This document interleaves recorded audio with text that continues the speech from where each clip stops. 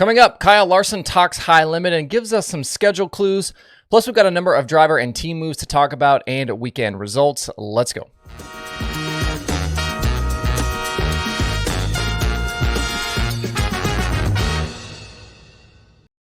It's Sunday, October 29th. I'm Justin Fiedler. This is Dirt Tracker Daily. As we edge closer to the end of the dirt racing season, the rumors are coming in hot about potential dates for the expanded 2024 high limit season.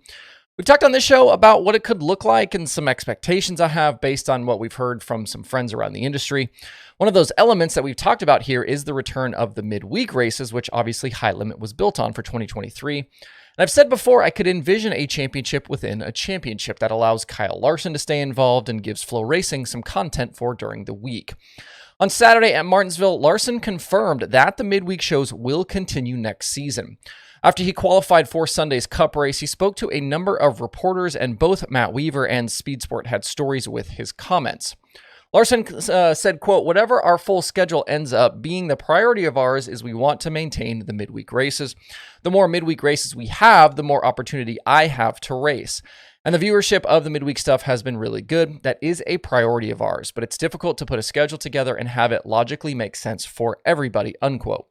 Young Money also talked about wanting to raise purses, have teams competing for millions of dollars each season, and that the overall schedule continues to be a work in progress. I'll link both stories below in the video description if you want to see everything Larson had to say.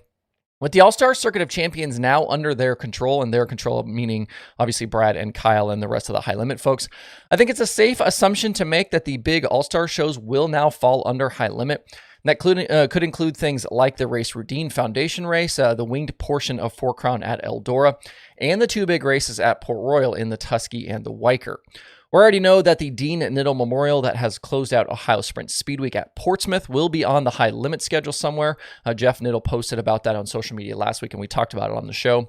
Rumors I've heard from a few sources around the sport about the schedule include, what has usually been that trip south for the All-Stars in Georgia and Florida. That could continue for high limit. Also, potentially the return of dirt racing to the Texas Motor Speedway dirt track. The ASCS ran at Texas until 2018. We saw XR go there in 2021, and it was part of the World of Outlaws schedule from 2000 to 2004. As we look ahead to the coming weeks, I think the schedules will be the next big domino to fall. And then once they are in place for both the Outlaws and High Limit, teams can then start making their own decisions on what they're going to do for next year. Speaking of teams, we've got a number of driver and team moves to talk about today. It's been a busy last few days on that front. Later in the day on Thursday last week, sprint car driver JJ Hickle posted to social media that he is out of a ride and now on the hunt.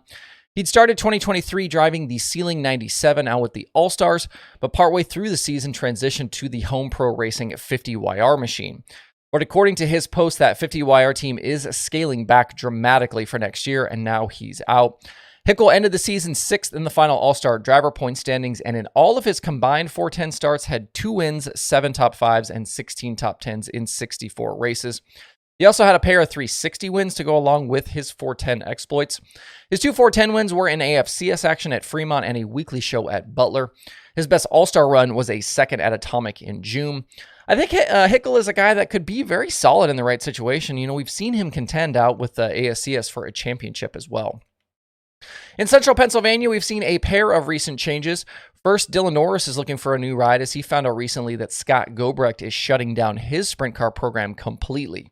In 9 years in operation, Gobrecht's cars had drivers like Norris, Trey Starks, and Chase Dietz, among others. The team will run the season finale at Baps Motor Speedway on November 11th, and then that's it. No word yet on what Norris's future plans are. Also, driver Tyler Ross is looking for a new situation after recently parting with car owner Rick Lefevre. Ross is working on some combination of running his own deal and or partnering with another team for the future.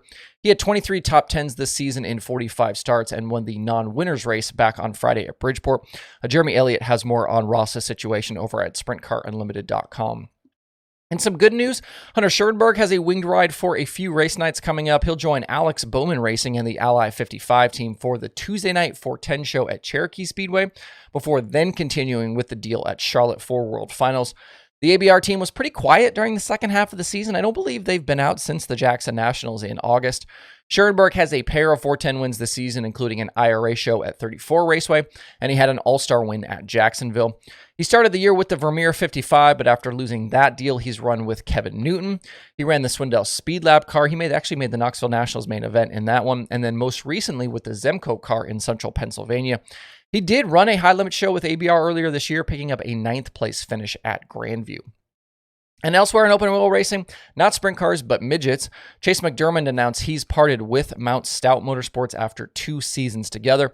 He says he'll announce his Chili Bowl deal soon, but doesn't have any full-time plans yet for 2024. McDermand ended up 5th in the final Extreme Outlaw Rundown, leading the series with 6 wins.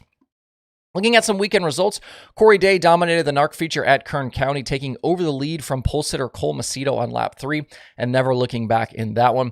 He topped Buddy Kofoid and Chase Johnson at the end.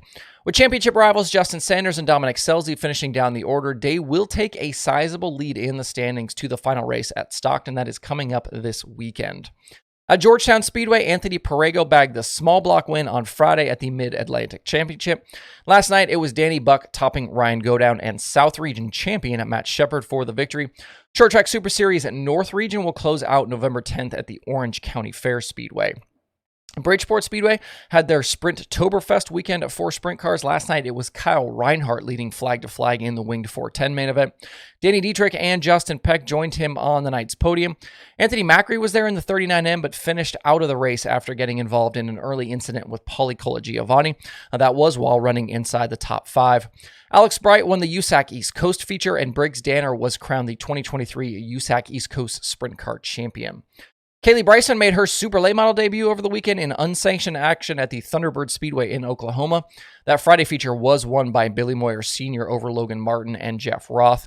Bryson started 8th, finished 8th, so very solid. She was driving a car owned by Brady and Liz Ross, whose son Hayden died last year. The race was run in his memory. And in a terribly fitting end to the season, the final ASCS weekend of 2023 was, yep, you guessed it, rained out. Short Track Nationals at Texarkana 67 Speedway were lost for the second time after originally being postponed from a few weeks ago. So Jason Martin, we already knew, was the season champion, and I think series owner Terry Maddox needs to go make an offering to the gods or something. His series might be the most snake-bit in the past 2 seasons when it comes to cancellations completely out of their control. If you want to check out some racing today, don't forget there are a lot of late model stars down at East Alabama for the National 100. $49,000 to win, and local driver Richie Stevens will lead Chris Madden, Brandon Overton, and Jimmy Owens to green from the pole. Local divisions are already on track as I write this, and the Supers have hot laps, the B, and the feature slated for later this afternoon or early evening, depending on how the day plays out. That's it for the daily today. Hope you guys have a great Sunday out there. We'll see you right back here tomorrow.